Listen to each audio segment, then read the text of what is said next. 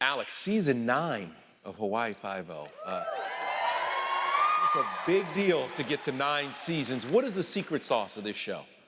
Dude, I haven't figured that out either. No?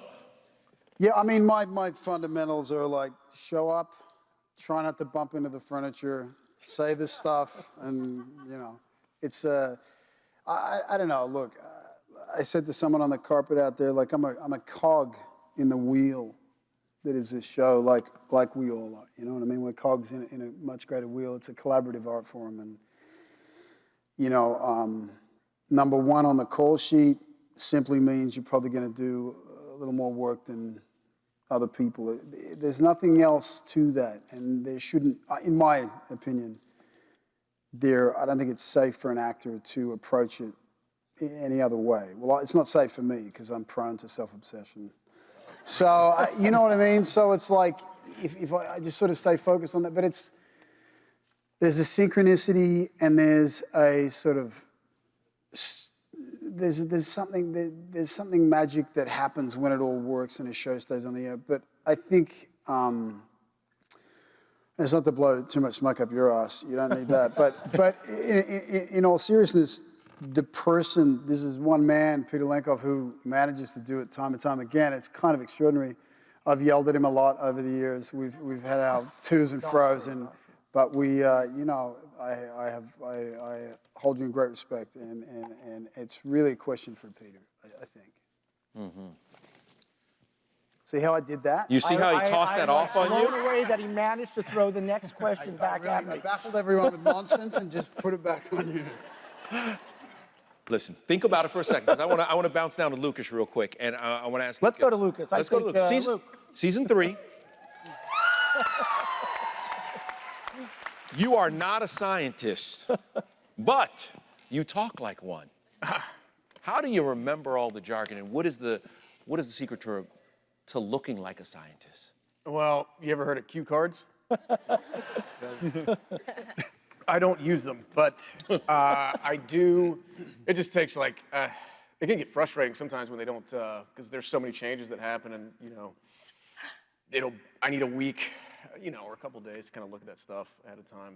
The other stuff that's conversational, you know, but the science stuff is impossible sometimes. Fortunately, my mom is a chemist, so I will. Got a lot of chemists in the audience tonight. and I will actually just send her an audio message, ask her how to say stuff, and she tells me like 3-quinaclidal benzylate or whatever it is I'm saying. And then, but sometimes they'll change it, like the leading up where I'll look at sides the night before and something will happen and they'll change it. That's pretty frustrating. But other than that, we get plenty of time to, yeah, I go through a script, I highlight my lines, right? Because you'll be reading so many of those, you're really not paying attention to a lot, as much as you should. So I go, oh, chunk, chunk, chunk, chunk. Put that in the category of chunks. The rest of it, I get to work with great actors on my show. Conversational stuff's gonna be money. So, but I forget what the question was. I could talk all day. It sounded really good, so it worked. And the fact that you could work chemistry in there, I mean, and look, everybody's happy. Hey, Jay, you know, when you first started promoting the show, it was, you know, you were dragging a Ferrari around pretty much everywhere you went. It is the 7th cast member, let's be honest. Right. How much Hawaii and the car are basically members of the cast. Well, how much fun is that to have those two be members of the cast and how it plays into Magnum?